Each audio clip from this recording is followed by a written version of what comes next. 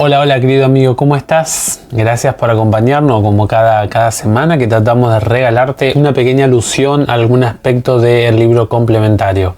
En esta ocasión queremos hablarte un poquito acerca de la divinidad principal que tenían los efesios. Así que el autor enfoca bastante esto. Te vamos a leer algunos párrafos. Tú lo puedes conseguir, lo puedes descargar al libro complementario y tienes muchos datos más. Pero específicamente vamos a estar hablando qué conexión había entre Roma, ¿sí?, y la diosa principal de los efesios.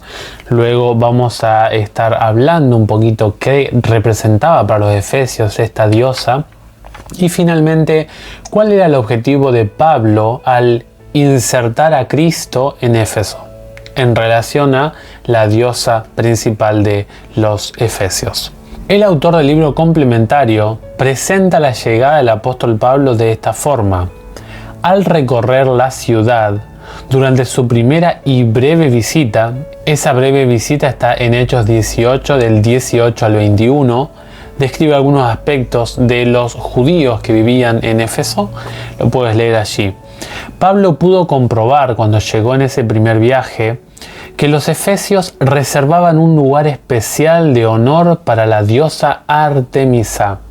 Diana de los efesios, según Hechos 19:28, que es una versión modificada de la antigua diosa griega Artemisa y de la romana Diana. Roma lo llamaba Diana, ¿sí?, y los griegos Artemisa, pero es la misma divinidad femenina. Esta divinidad dominaba la política, la cultura y la economía de Éfeso, y la ciudad era el centro de su difundido culto. Su templo, el Artemision, los versículos de Hechos 19, 23 al 41 habla un poquito de esto, profusa y bellamente ornamentado, estaba situado fuera de las murallas de la ciudad. Era el templo más grande de la antigüedad y una de las 7 maravillas del mundo antiguo. El Artemision era el principal centro bancario de la región y el punto de partida y de llegada de las procesiones quincenales en las que se exhibían imágenes de Artemisa. Las monedas mostraban su imagen. También se organizaban regularmente juegos atléticos, conocidos como los Artemisia, en su honor. Cada año se celebraba ostentosamente su nacimiento y un mes del año llevaba su nombre. Coincide ese mes con el mes de abril. Mira a qué hacía alusión la divinidad Diana. Esta divinidad era venerada en rituales de culto complejos en el Artemision como reina del cosmos, Dios celestial, Señor y Salvador. Era el que controlaba el cielo, la tierra, el inframundo y los espíritus que los habitaban. Las estatuas la muestran con un atuendo elaborado que presentaba diversos símbolos del poder que ofrecía a sus adoradores. Llevaba el zodíaco como collar o guirnalda, símbolo del poder sobre lo sobrenatural y sobre los poderes astrológicos que determinaban el destino. También vestía una falda ajustada con cabezas o bustos de animales reales y míticos, anunciando su poder sobre los animales y los demonios. Las tan discutidas hileras de objetos bulbosos sobre su pecho probablemente no sean senos, como se ha supuesto a menudo. Pueden representar huevos, testículos de buey, armaduras o pequeñas bolsas de cuero llenas de palabras mágicas, las letras efesias o Efesia Grámata, que se creían que ofrecían poder espiritual y protección. Se la adoraba como guardiana y protectora de la ciudad y de sus ciudadanos. Es decir, si te encontrabas con un efesio en época de Pablo, era un hombre, una mujer, una familia creyente. muy devota, solo que su devoción estaba mal direccionada hacia una divinidad pagana, una divinidad que administraba o que conducía las cuestiones culturales, religiosas y políticas. La divinidad, hermanos, permeaba por todos los sectores de la sociedad de Éfeso. El apóstol Pablo tenía una tarea allí. ¿Qué quería hacer el apóstol Pablo al entrar en Éfeso? Mira lo que dice el autor. La visita inicial de Pablo impulsa su sueño de que la adoración en Éfeso experimente una transformación en la que el culto al Señor Jesucristo monopolice la lealtad de los habitantes de la ciudad.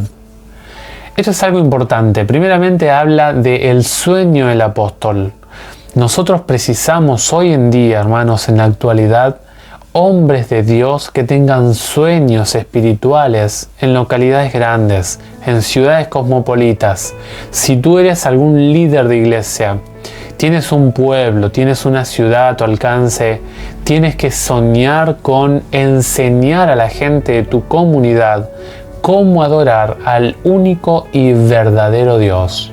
Además, nosotros tenemos que tener en cuenta que cuando entra Cristo en el corazón de uno, no puede haber otra divinidad al lado allí. O está Cristo o está otro ser pagano, otro ídolo. Es decir, nosotros debemos enseñar a la gente el monopolio espiritual, la exclusividad del Dios del cielo. Aquellos que quieren entonces, según este pasaje, abrir campo eclesiástico en cierta ciudad, en cierto pueblo, en cierta localidad, que lamentablemente muchas veces se cierran iglesias, tiene que ser un hombre de sueños espirituales, un hombre que se anime a soñar con un cambio de vida espiritual para la gente que allí mora, y además también que tenga muy en cuenta cuál es la posición del Señor Jesús en nuestro corazón. Estas son algunas de las características de los grandes hombres de la Biblia.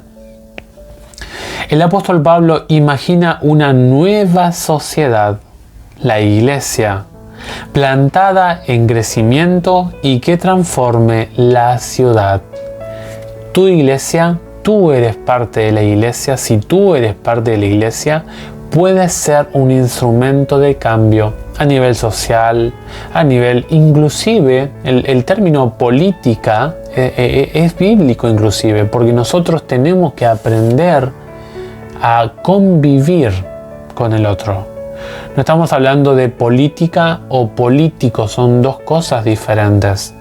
El concepto de la polis es entender cómo funciona la sociedad y lograr de que esa sociedad pueda comprender cómo es la convivencia que Dios quiere que nosotros tengamos. Lastimosamente, hoy ocupan el concepto de la política, ocupan el lugar principal las leyes humanas antes que las leyes de Dios. Pero el concepto de polis es el relacionamiento correcto para con el otro. El apóstol Pablo quería formar una nueva sociedad, una nueva comunidad en la que se relacionase esa comunidad, la iglesia, la eclesía, los que son llamados para ser parte de esta sociedad, que puedan representar de forma correcta al Señor Jesús. Dice, plantada en crecimiento y que transforme la ciudad. La iglesia como instrumento, como elemento, como herramienta de cambio. Y finaliza este párrafo diciendo así: los creyentes, con sus vidas moldeadas conforme al ejemplo de abnegación de Jesús, introducen una nueva ética impulsada por el amor, un nuevo modelo de desarrollo humano. Esto es muy interesante. La ética que viene de Dios. Lo que está bien y lo que está mal no proveniente de un filósofo, no proveniente de un abogado, no proveniente de un sistema judicial, sino que todo lo que creía o lo que conformaba la cultura de Éfeso debía ser transformada por la propuesta de vida del Dios del cielo. Por lo tanto, nosotros necesitamos tener esta visión que tuvo el apóstol Pablo, una visión diferente, una visión de cambio, una visión de transformación, la iglesia como un instrumento de cambio a nivel barrial, a nivel provincial, a nivel nacional. Imagínate un grupo de apóstoles con el poder de lo alto transformaron su época, convirtieron a casi todo el continente conocido de la época. Y nosotros hoy en día tenemos a disposición ese mismo poder. Si tú estás en algún lugar donde no hay iglesia, te animo a que implantes en tu manera de trabajar la visión del apóstol Pablo, el sueño espiritual del apóstol Pablo, que puedas alcanzar un sueño de formar una sociedad con la ética celestial. Que Dios te bendiga ricamente, que Dios te ayude, que Dios te acompañe en este día y que seas muy feliz en compañía del Señor. Chao, chao.